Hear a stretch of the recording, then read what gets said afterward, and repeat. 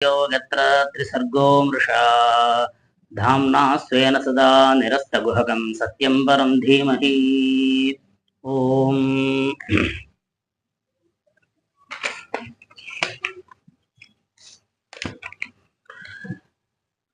ஸ்ரீஹரயே நமஹ.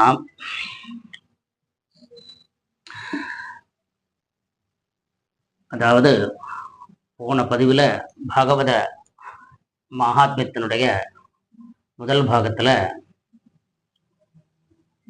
யார் யார் யாருக்கு சொன்னது, எப்படி பாகவதம் உருவாச்சு,